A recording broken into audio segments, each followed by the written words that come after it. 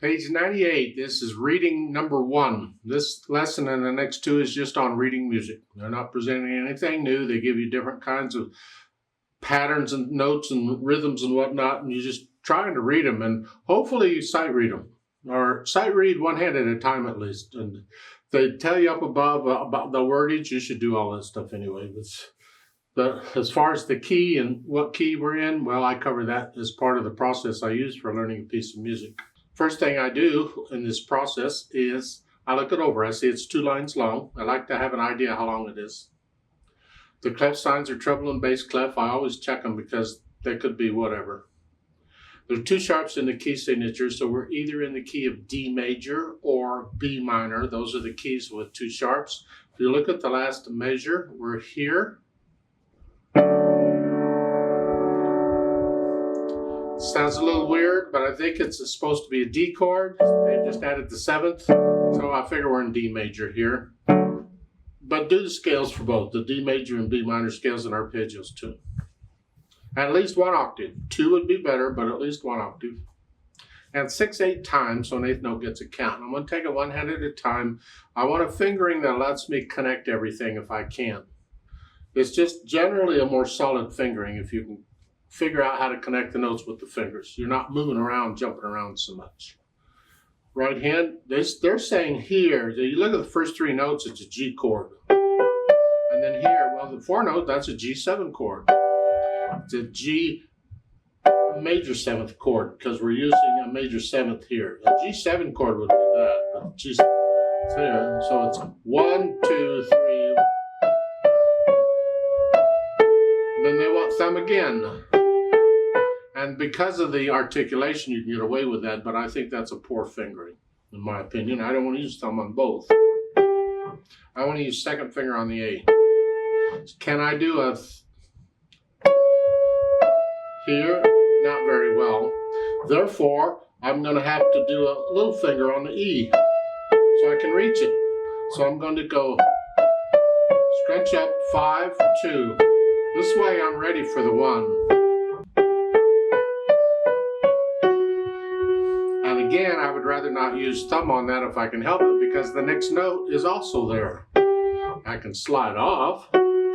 We do that sometimes, but if I don't have to use the thumb here, I'd rather not. Normally I'd say don't use the thumb here because it puts you up here in this area and some people don't fit up in this area very well. But here it's just, they're both black keys, it doesn't matter. However, in this case, I don't want to use thumb on both. So if you can, reach down here. If you can't reach that, then you have to use little finger on the C sharp.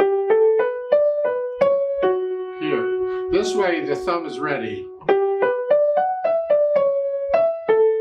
And then I'll use the same fingering as before. Left hand, we got 7th chords all over the place. We got this chord. G major 7th. How you finger, you pretty much got to use 3rd finger on that. You're stuck up in here, and this doesn't work, so you got to do that. And next chord is this one. What's the F sharp? That's F sharp minor with a minor 7th. Because a major 7th would be here.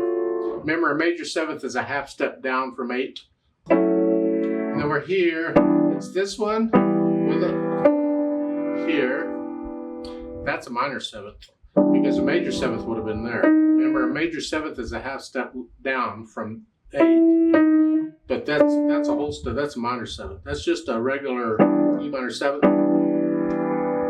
And then here, a D with a major 7th here because it's a half step down. Then we do it again. But major 10, look out, you got that. It's a B major with a minor 7th. It's just a B7 chord. And here. Sounds edgy because of the 7ths. Blues uses a lot of 7th chords. So this will be a very bluesy piece. So once I have an idea what the hands are doing, I'll try and put them together here. I'm just going down the keyboard on the left hand. We do it again.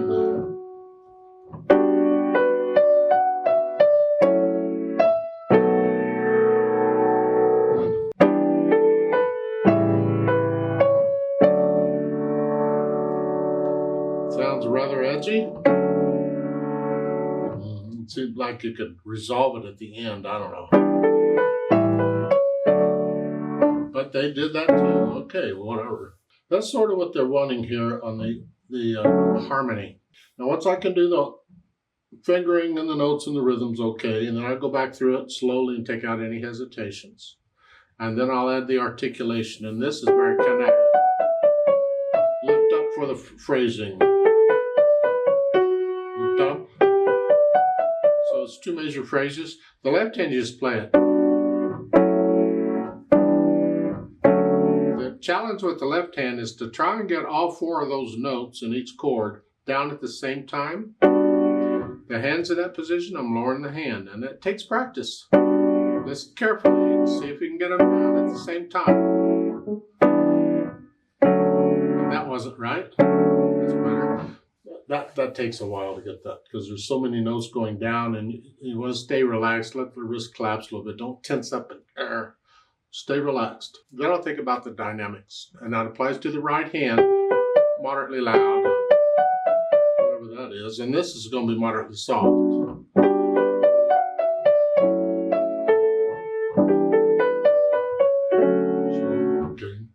That's about the only dynamic they give you. But if you would get into it and feel it, you might get a little louder and softer if you feel it.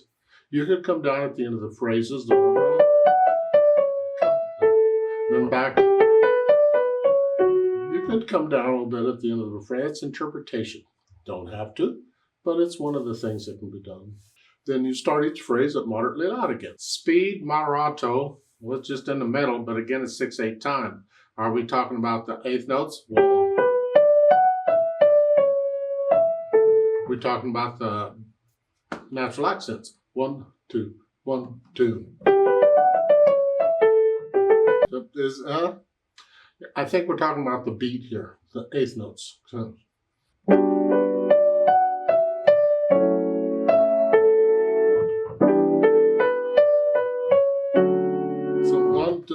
it's a feel. It just feels in the middle somewhere. So think you're going 1, 2, 3. Is moderato? No, it's faster than that, but it feels about that.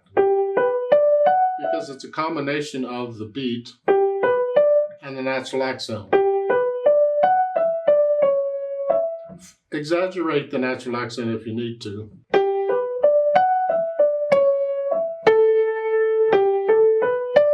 To feel it, but then once you can feel it, okay, don't exaggerate, just play it.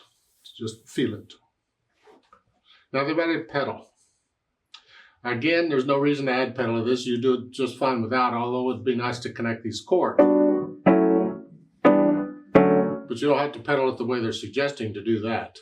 However, let's see if we pedal it the way they're suggesting. What does that do to the sound? What is the effect it has on the sound? It's going to be live pedal. Notes first and then the pedal. And I'm going to change the pedal after I play the notes, so it overlaps.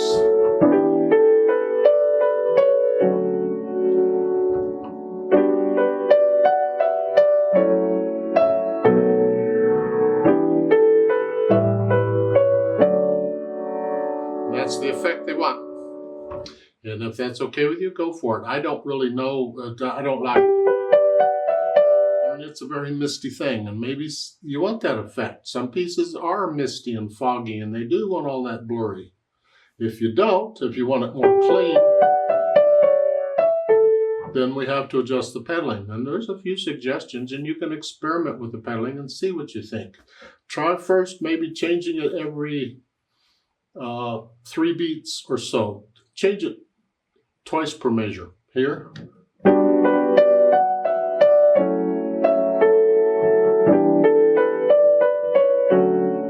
Cleans it up a little bit, but still foggy. Yeah.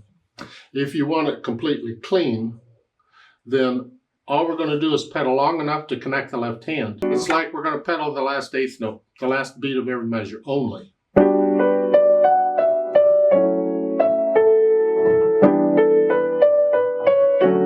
This way you get totally clean melody, but you connect the left hand.